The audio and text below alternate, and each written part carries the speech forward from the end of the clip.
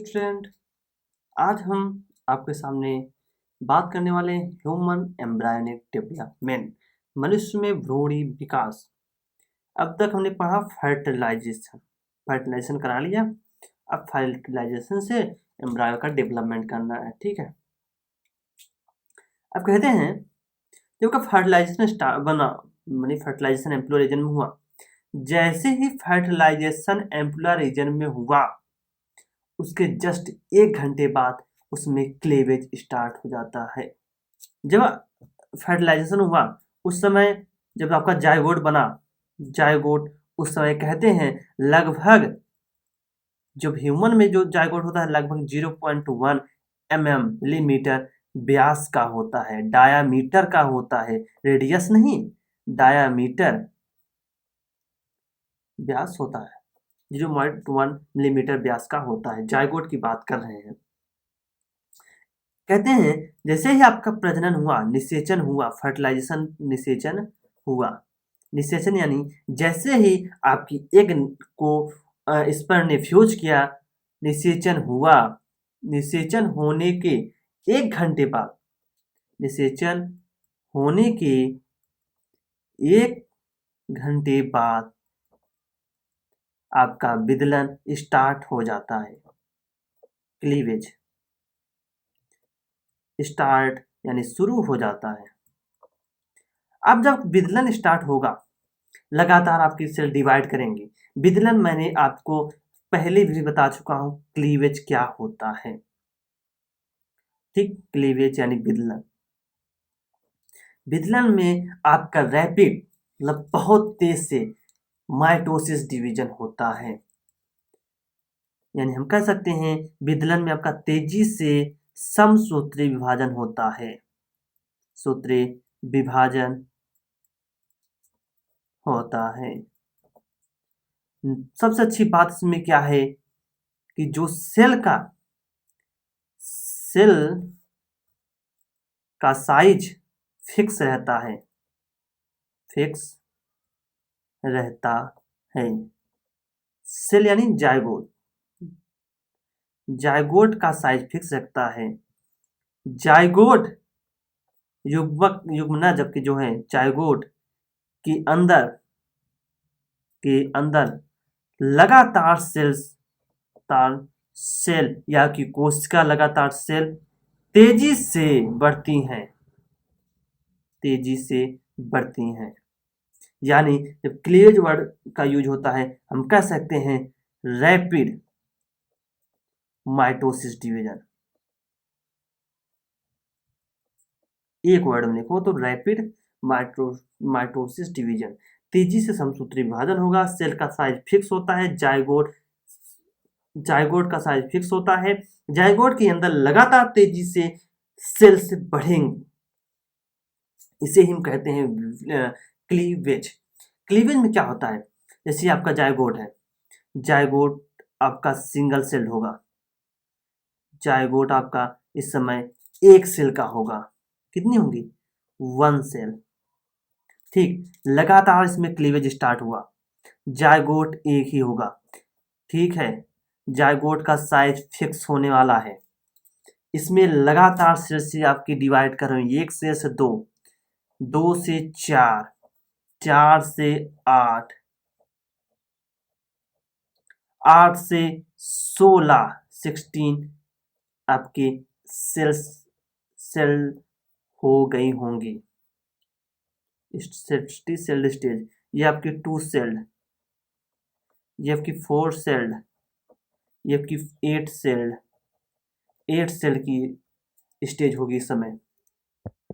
कहते हैं ये जो स्टेज होती है 4 दिन में, 4th डे में आपकी जो 16 सेल स्टेज है ये 4th डे में होता है, 4th डे तक बन जाता है। यानी चौथे दिन तक आपका 60 सेल स्टेज बन जाता है। ये जो 60 सेल स्टेज है that is blastomere. 60 cell stage blastomere, 60 cell stage, 16 cell की आपकी ब्लास्टोमियर कोरक खंड कहते हैं, कोरक खंड, ठीक, यानी लगातार सेल्स डिवाइड होंगे ब्लास्टोमियर आपके जायगोट में, लगातार सेल्स आपके डिवाइड करके चौथे दिन आपका 16 सेल का ब्लास्टोमियर बन के तैयार होगा, कोरक खंड। और ये आपका एक्चुअल गोला सा, ये आपका जो 60 सेल स्टेज होगा, ये आपका मैंने नया जायगोट आपका फिक्स है, साइज तो उसका सेम रहना है, इसमें आपके 16 सेल होंगे। ठीक, 60 सेल आपका 60 सेल्ड ब्लास्टोमियर, 60 सेल्ड ब्लास्टोमियर कोरक खंड, ये आपकी 4th डे में बन के तैयार होगी। ठीक, कितनी दिन? 4th day. ये आपका ठोस गोला सा भ्रूण होगा, ठोस गोला सा भ्रूण। ठीक, जो आपका ये भ्रूण बना, ये आपका 16 सेल का ब्लास्टोमियर, यानी 16 खंड होंगे। इन खंड को, कोरक खंड को ब्लास्टोमियर भी कहते हैं। जो आपका 16 सेल का खंड दिखाई दे रहा है, गोला सा भ्रूण, इसे कहते हैं मोरुला। इसे कहते हैं मोरुला, मोरुला। ठीक, मोरुला को हम तूतक भी कहते हैं, हिंदी में तूतक। 16 सेल का जो भ्रूण है आपका, ठोस गोला सा 16 खंडों का जो दिखाई दे रहा है स्ट्रक्चर, इसे हम मोरुला कहते हैं, तूतक। अब कहते हैं कि जो 16 सेल आपका मोरुला है, अब ये गर्भाशय में पहुंचता है, यानी जब आपका मोरुला बन रहा होगा, मोरुला बनते बनते जैसे मोरुला बन रहा होगा, जब तक मोरुला बना होगा तब तक यह गर्भाशय में पहुंच चुका होगा, में पहुंच चुका होगा। यानी आपकी जब सेल्स जायगोट डिवाइड होती है, वो एम्प्लोयरिज्म खड़ी नहीं रहती, 1 घंटे बाद क्लीवेज स्टार्ट हो जाता है। यानी जब मोरुला आपका बना होगा, तब तक यह गर्भाशय में पहुंच चुका होगा। जब सेल्स आपकी डिवाइड करती हैं, जब सेल आपका गर्भाशय में पहुंचा होगा, जब सेल आपकी जायगोट एम्प्लोयरिज्म जैसे बना और 1 घंटे बाद लगातार डिवाइड करना स्टार्ट करेगा, सेल आपका डिवाइड करता रहेगा, आगे बढ़ता रहेगा, सेल आपका लगातार डिवाइड तेजी से करेगा और आगे की तरफ बढ़ता रहेगा। यानी ये एम्पुला से होकर आपका एस्थेमस और धीरे धीरे आपका ये यूट्रस में पहुंच जाएगा। अब ये आपका यूट्रस में जब यूट्रस में पहुंचा होगा, तब तक ये मोरुला 16 स्टेज का मोरुला बन चुका होगा। यानी इस समय आपका 4 डिवीजन हुआ होगा, सेल 4 बार डिवाइड हुई होंगी, 4 माइटोसिस। इस समय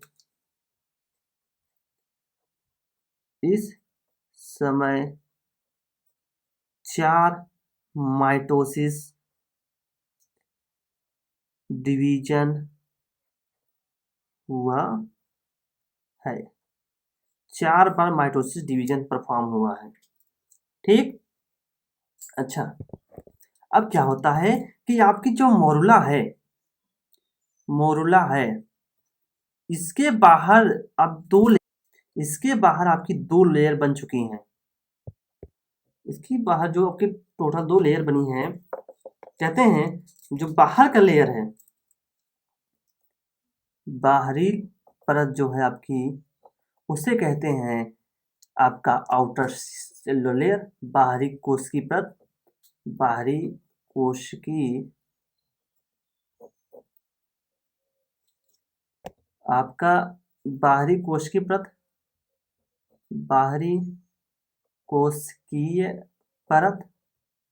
ठीक, और जब अंदर होगा, अंदर आपका इनर सेल मास, यहाँ आपका ऐसी कुछ सेल्स लगातार डिवाइड करके यहाँ कुछ अलग सेल्स होंगी, इन्हें बोलते हैं इनर सेल मास।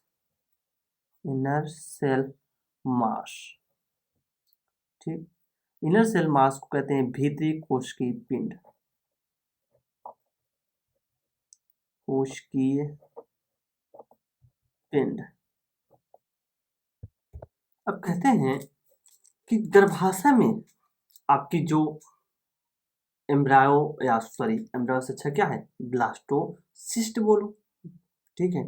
मोरुला बोलो ज़्यादा, मोरुला जबकि मोरुला जो आपकी, अब इसमें हम नेक्स्ट हेडिंग देखते हैं ब्लास्टोसिस्ट का निर्माण, फॉर्मेशन ऑफ ब्लास्टो। अब इसमें हम आगे सीखते हैं फॉर्मेशन ऑफ ब्लास्टोसिस्ट, कोरक पुटी का निर्माण। जब गर्भाशय में आपका मोरुला पहुंचा, गर्भाशय में मोरुला जैसे पहुंचता है तो गर्भाशय में उसमें ढेर सारी आपकी ग्लाइकोजन युक्त पोषक पदार्थ होंगे, वो रिसिस्ट कर जोना पेलुसिडा, मोरुला के बाहर एक लेयर होगी जोना पेलुसिडा, आप पहले पढ़ चुके हो। तो जोना पेलुसिडा से रिसिस्ट कर उस मोरुला के अंदर जाएगा, ठीक। भ्रूण ही तो, मोरुला एक भ्रूण का स्टेज है, एम्ब्रायो का एक स्टेज है मोरुला। तो मोरुला के अंदर रिसिस्ट का आपका ग्लाइकोजन युक्त पोषक पदार्थ जाएगा, पहुंचता है तो गर्भाशय की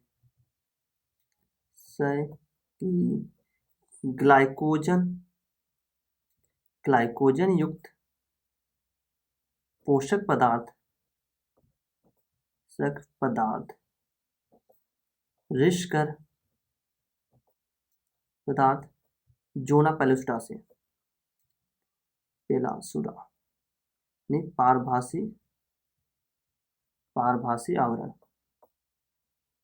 आवरण से अंदर जाएगा। यानी ये ग्लाइकोजन युक्त जो पदार्थ है ये भ्रूण के अंदर रिसिस्ट कर जा रहा है। जब आपका ये तरल पदार्थ अंदर जाएगा तो आपका जो भीतरी कोशिकीय पिंड होगा, भीतरी कोशिकीय पिंड इस तरल पदार्थ से बड़ी गुहा बन जाएगी। तो भीतरी कोशिकीय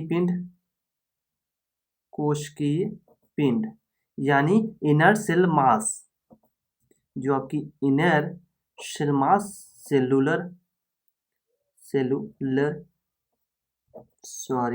इनर सेलुलर मास होगा,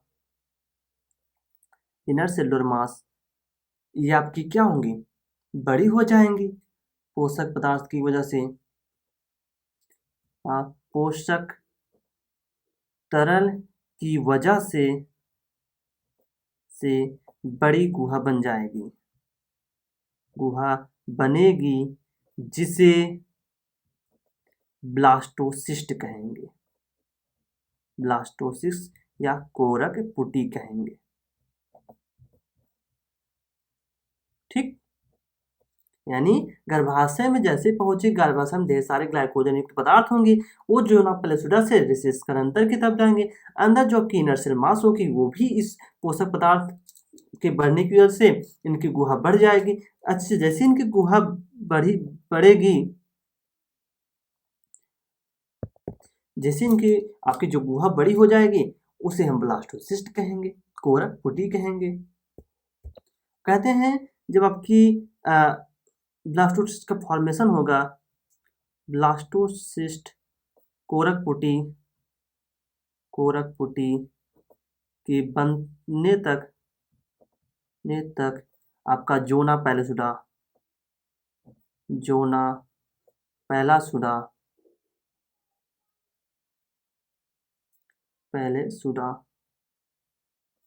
समाप्त हो चुका होगा, हो जाएगा, ठीक। तब तक आपका जोना पेलुसिडा समाप्त हो जाएगा। अच्छा, अब कहते हैं जो ब्लास्टोसिस्ट की लेयर होगी, ये दो लेयर होगी, आपका बाहरी जो लेयर होगा वो बोलेंगे पतली सी लेयर, उसे बोलेंगे ट्रोफोब्लास्ट। अगर आप जो देख रहे हैं ये जो स्ट्रक्चर मैंने बनाया है, इसका जो बाहर लेयर होगा इसे ही बोलेंगे ट्रोफोब्लास्ट। ट्रोफोब्लास्ट ट्रोफोब्लास्ट को हम बोलेंगे पोषकोरक। पोषकोरक। और ये आपकी inner cell mass, inner cell mass, जो इनर सेल मास होगी इसको एम्ब्रायोब्लास्ट भी कहते हैं। ब्लास्ट कहते हैं। इसी में कुछ ऐसी सेल्स होंगी, इन्हें बोला जाएगा स्टेम सेल।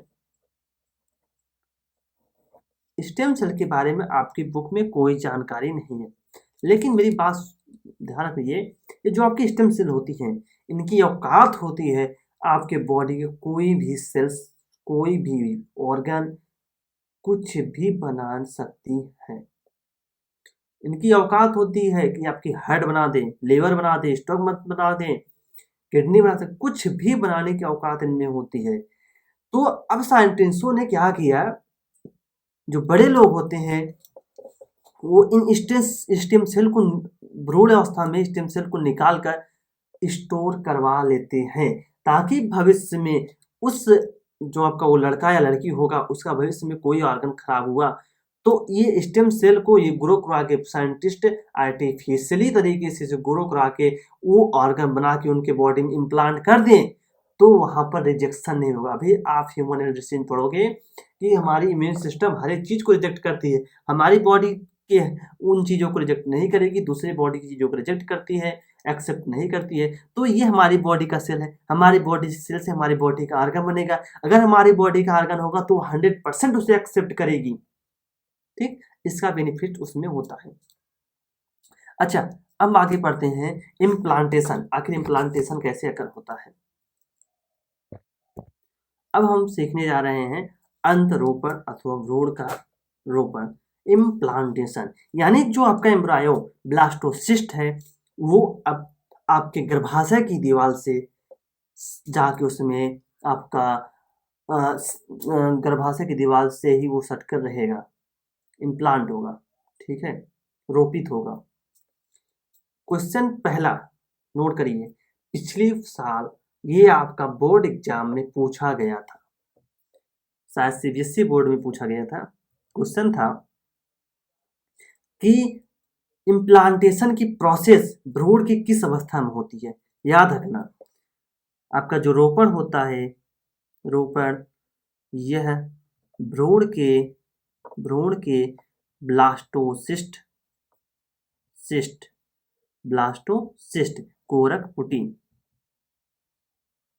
कोरक पुटी स्टेज में होता है। पिछले वर्ष का ये क्वेश्चन था, शायद सीबीएसई बोर्ड का क्वेश्चन था, लेकिन आपके लिए भी इम्पोर्टेंट है, आपके बुक में है, ये पूछ भी सकता है आपका वह विकल्प में या ऑप्शनल क्वेश्चन में। अच्छा क्वेश्चन है कि रोपण जो इम्प्लांटेशन की प्रावस्था होती है ये आपकी ब्लास्टोसिस्ट स्टेज में होता है। ये अच्छा क्वेश्चन अगर बनेगा तो। ठीक, कहते हैं कि जो आपकी ब्लास्टोसिस्ट है गर्भाशय के वाल में है। ठीक है, ब्लास्टोसिस्ट कहाँ बना, आपकी गर्भाशय में तो बनी। अब वहीं पर अभी भी गर्भाशय की जो लिक्विड है, तरल पदार्थ, उसके अंदर अभी भी रिस्क जा रहा है, इसकी वजह से ब्लास्टोसिस्ट आपकी बड़ी होती जाती है। अब ब्लास्टोसिस्ट में आपकी दो लेयर है, ट्रोफोब्लास्ट और inner cell mass. Inner cell mass को हम क्या कहते हैं, ब्लास्ट भी कहते हैं, ब्लास्ट को भ्रूण बीज कहते हैं। अब याद रखिए, आपके ट्रोफोब्लास्ट कोशिकाएं विभाजित हो रही हैं।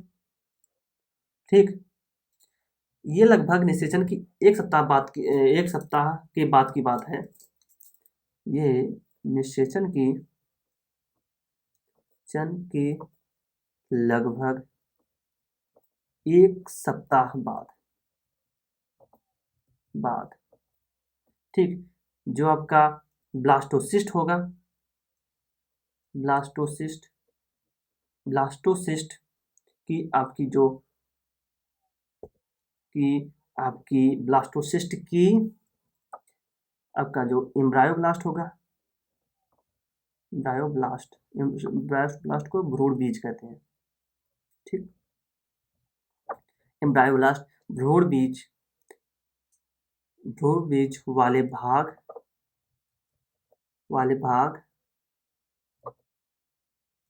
गर्भाशय से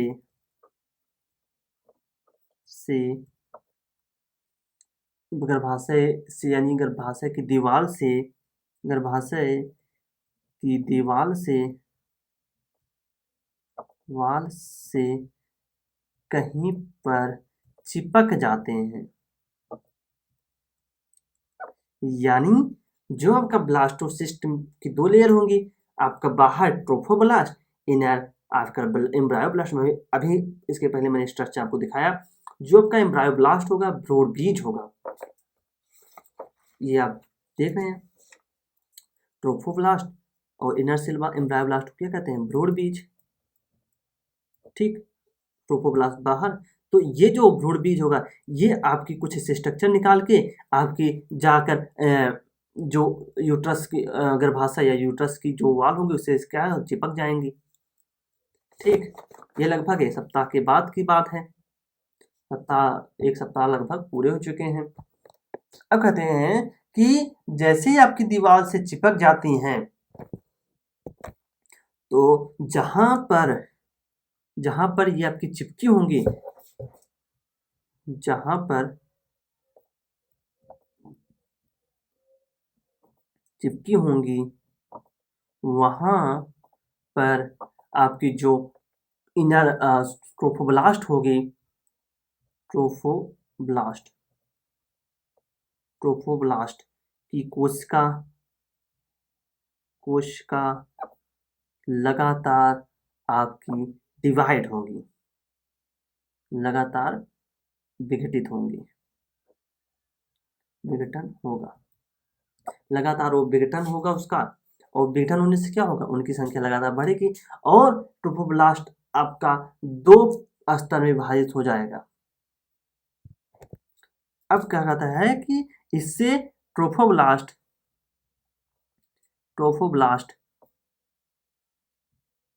2 स्तर में विभाजित हो जाएगा। ठीक, अब ये 2 स्तर में विभाजित हो गया। अब आपकी जो ट्रोफोब्लास्ट होंगी वो 2 स्तर में विभाजित होंगी गर्भाशय की दीवार की ओर, जो गर्भाशय की दीवार में जाकर आपकी एम्ब्रायोब्लास्ट या भ्रूण बीज जहां आपकी चिपकी हैं, उस तरफ बहुकेंद्रीय एक सिंसाइशियल स्तर होंगी। सिंसाइशियल स्तर क्या करती हैं, ये अंगुलिनुमा प्रवर्ध निकालती हैं, जो कि गर्भाशय की दीवार में आपकी घुस जाती हैं। ये अंगुलिनुमा प्रवर्ध निकालती हैं, इनकी नुमा स्ट्रक्चर होगा अंगुलिनुमा प्रवर्ध, गर्भाशय की दीवार में श्लेष्मिक स्तर से घुस जाता